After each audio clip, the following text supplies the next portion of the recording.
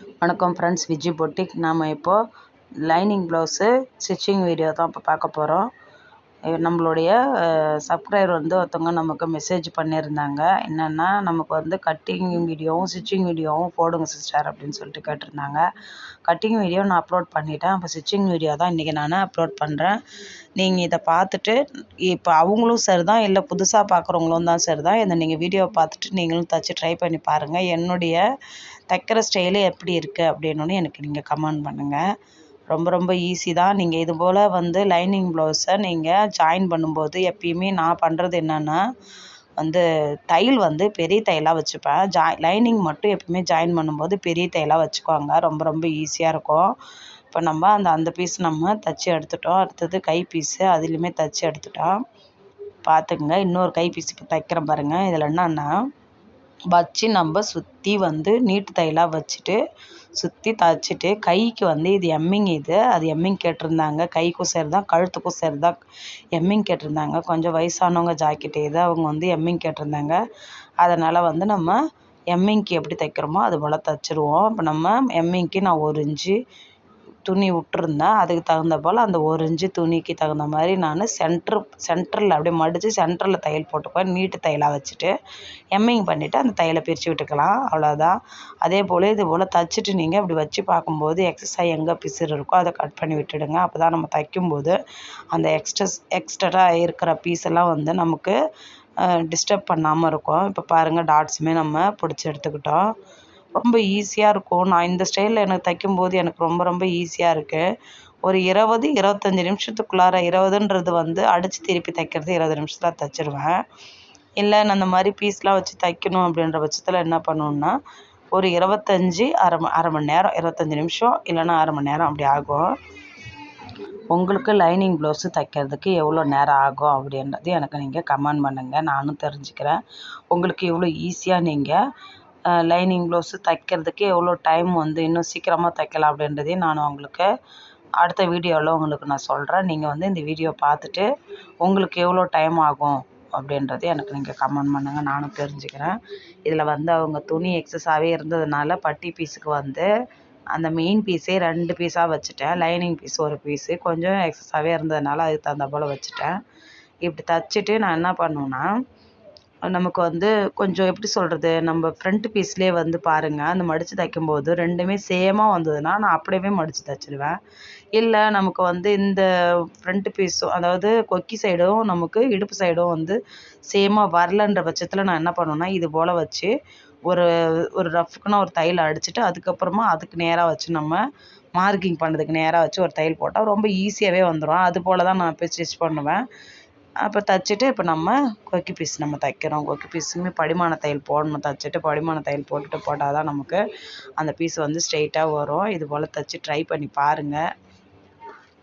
என்னுடைய வீடியோலாம் உங்களுக்கு பிடிச்சிருக்கா என்ட்டு எனக்கு நீங்கள் கமெண்ட் பண்ணுங்கள். நானும் தெரிஞ்சுக்கிறேன் எப்படி இருக்குன்ட்டு. பாருங்கள், இப்போ நம்ம இடுப்பு சைடில் நம்ம இப்போ மடித்து வச்சு தைக்க போகிறோம். அவ்வளோதான். நம்ம ஒன்று மடித்து தைச்சிட்டு அப்படியே இன்னொரு தையல் போட்டு எடுத்துக்க வேண்டியதுதான். முடிஞ்சு போச்சு. இடுப்புலையுமே ரொம்ப ஈஸியாக இருக்கும் ஃப்ரெண்ட்ஸ். இந்த மாதிரி மெத்தடில் நீங்கள் தைக்க பழகுனீங்கன்னா ரொம்ப ஈஸியாக இருக்கும்.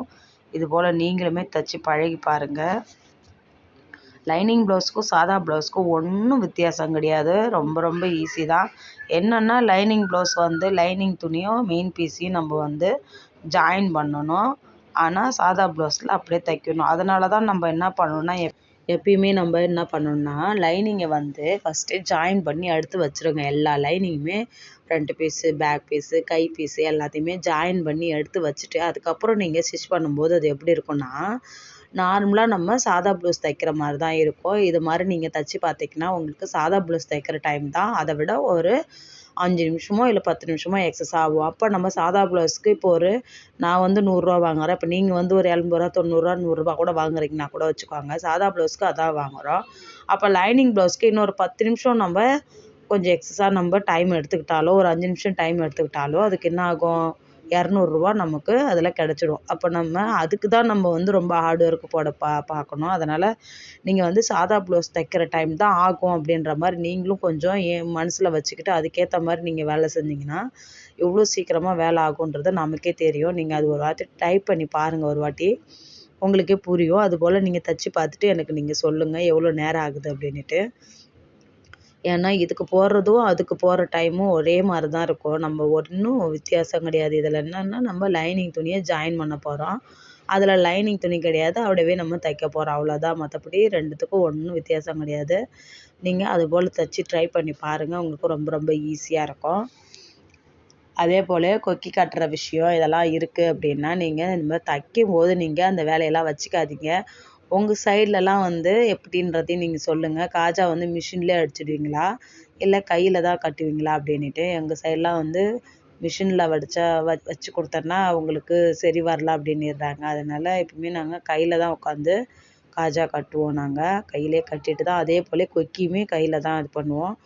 கொக்கியை வந்து நான் பெரிய ஊசி கட்டை ஊசி வச்சுருக்கேன். அந்த கட்டை ஊசி எடுத்து அதில் நம்ம உள்ளே குத்தி விட்டு அது போல் வச்சு இது பண்ணிவிட்டு நம்ம அதுக்கு தகுந்த மாதிரி வச்சு தைச்சி கொடுத்துருவோம். கொஞ்சம் ஈஸியாக தான் இருக்கும். இருந்தாலுமே அதுக்குன்னு எனக்கும் இன்னும் ஆள் கிடைக்கல. நானே பண்ணுறதுனால கொஞ்சம் வேலை இன்னும் டைம் வளர்ந்து போயிட்டுருக்கு. இப்போ ஒன்றும் பிரச்சனை கிடையாது. இப்போ பசங்க வீட்டில் இருக்காங்க. பசங்க கொக்கி கட்டுவானுங்க. ரெண்டு ஆம்பளை பசங்க இருக்காங்க.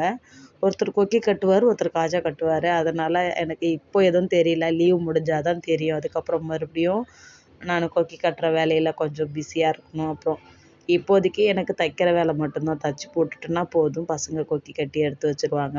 அது கொஞ்சம் நான் ஃப்ரீயாக இருக்கேன். அதுக்கப்புறம் தான் நான் கொக்கி கட்டுறதுக்கு என்ன பண்ண போகிறேன்னு எனக்கே தெரியல. பார்ப்போம் எப்படி இருக்குன்ட்டு. அதுக்கு தகுந்த மாதிரி நானுமே ஆளுங்களுக்கு சொல்லி தான் வச்சுருக்கேன் கொக்கி கட்டுறதுக்கு. யாருமே ஒன்றும் செட் ஆக மாட்றாங்க. இப்போலாம் ஒன்றும் தெரியாது நமக்கு. வர வர இதுக்கப்புறம் முகூர்த்த நாள், அப்புறம் வந்து நமக்கு எப்படி சொல்கிறது, மைய நாள் ஆப்பிடுச்சுன்னா இதுக்கப்புறம் ரொம்ப வேலை டைட்டாக இருக்க தான் விசேஷ நாள்லாம் வருது, பண்டிகை நாள்லாம் வந்துச்சுன்னா அப்போ தான் எனக்கு தெரியும். ரொம்ப கஷ்டமாக இருக்கும். அப்போ தான் என்ன பண்ண போகிறேன்னு எனக்கே தெரியல.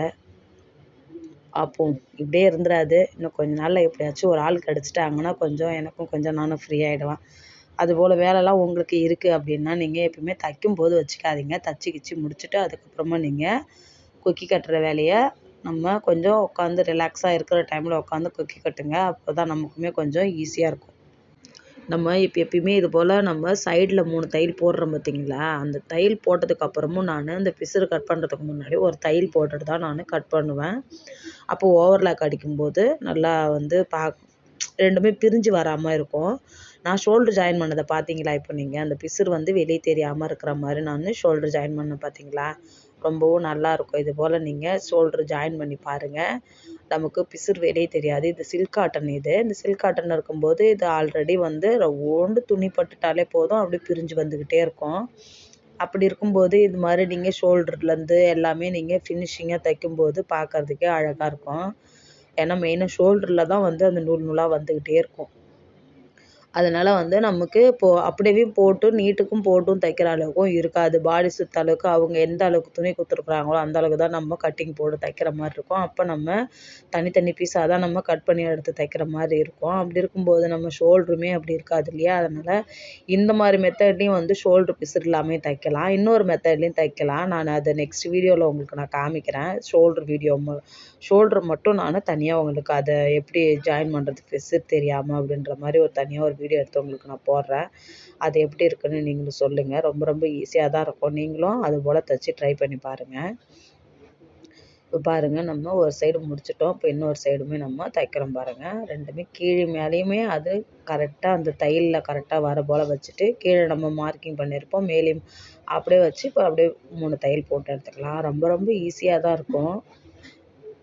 அவ்வளோதான், முடிஞ்சுது பாருங்கள். ஃபினிஷிங்கே ஆகிடுச்சு. ப்ளவுஸு ஆல்மோஸ்ட் முக்கால்வாசி முடிஞ்சுது. இன்னும் வந்து கழுத்து பீஸ் மட்டும்தான் நம்ம தைக்கிற வேலை இருக்குது. அவ்வளோதான், வேலை முடிஞ்சுது இல்லைங்களா? இப்போ கழுத்து பீஸுக்கு நம்ம கிராஸ் பீஸாக வச்சு இப்போ நான் எப்பயுமே இது போல் தச்சு கிச்சு முடிச்சுட்டு எல்லாமே ஒன்று ஸ்டெப் பை ஸ்டெப்பாக நான் செக் பண்ணுவேன். கொக்கி பீஸ் சைடு கரெக்டாக வந்து செக் பண்ணுவேன். அதே போல் காஜா பீஸ் சைடும் செக் பண்ணிவிட்டு அதுக்கு தகுந்த மாதிரி இருக்கான்னு பார்ப்பேன். இல்லைன்னா ரவுண்டு குடஞ்சி வெட்டுற மாதிரினா வெட்டிக்குவேன். அப்புறம் பேக்கு வந்து பேக் நெக்குக்குமே அதே போல் செக் பண்ணிவிட்டு தான் லாஸ்ட்டாக தான் நான் கழுத்து பீஸ் ஏற்றுவேன். ஏன்னா அப்போ வந்து நமக்கு நம்ம கரெக்டாக தான் வெட்டியிருக்கிறோம் அப்படின்னு சொல்லிட்டு நம்ம தைக்கும்போது எதுனா முன்ன பின்ன நமக்கு கொஞ்சம் அட்ஜஸ்ட்மெண்ட் ஆகலாம். எல்லாருக்குமே தப்புன்றது வரதான் செய்யும். அதனால் நம்ம எல்லாமே கரெக்டாக செய்வோம் அப்படின்னு நம்ம நினைக்கவே கூடாது. இது போல் நம்ம செக் பண்ணி பார்த்துட்டு அதுக்கப்புறம் கழுத்து பீஸ் ஏற்றணும். அதுபோல் ஏற்றினா தான் நமக்குமே அப்புறம் கஸ்டமர்கிட்ட வந்து எந்த ஒரு ப்ராப்ளமும் வராமல் நம்ம மாட்டும் நம்ம வேலையை சூப்பராக செய்யலாம். அவங்களுமே நமக்கு இவங்க நல்லா தைக்கிறாங்க அப்படின்ற நமக்கு ஒரு ஃபீட்பேக் நமக்கு கொடுப்பாங்க.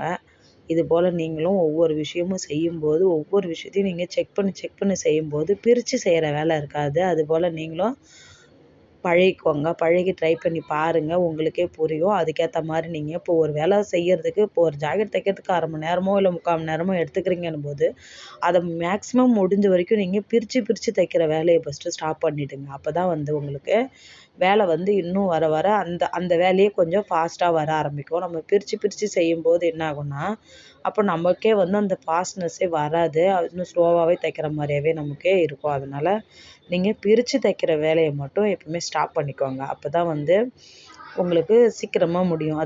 அதை நீங்கள் பார்த்தாலே உங்களுக்கே புரியும். அது நீங்கள் தைக்கும்போது அதை பிரித்து தைக்காத மாதிரி நீங்கள் தைச்சி ட்ரை பண்ணி பாருங்கள். உங்களுக்கே புரியும். அவ்வளோதான், நம்ம கழுத்து பீஸுமே இப்போ நம்ம தைச்சிட்டோம். நான் எப்பயுமே இது போல் நமக்கு வந்து கழுத்து எம்மிங் பண்ண வேண்டியது துணிலாம் வருது அப்படின்னா நான் இது போல் தைச்சிட்டு கைக்கு எப்படி நான் ஒரு டம்மியாக ஒரு தையல் போட்டனோ அதே போல் இதையுமே மடித்து வச்சு டம்மியாக ஒரு தையல் போட்டுடுவேன். அதே போல் நீட்டு தையலாக வச்சு டம்மியாக போட்டுடுவேன். போட்டுட்டு அப்போ நம்ம கழுத்து பீஸு அது போல் நம்ம தைச்சிட்டு அப்போ பிரித்து விட்டுடுவேன். நான் கையால் எம்மிங் பண்ணி விட்டுட்டு பிரித்து விட்டுடுவேன். இது போல் நீங்களும் தைச்சி ட்ரை பண்ணி பாருங்கள். அவ்வளோதான் ஃப்ரெண்ட்ஸ், முடிஞ்சது இந்த வீடியோ.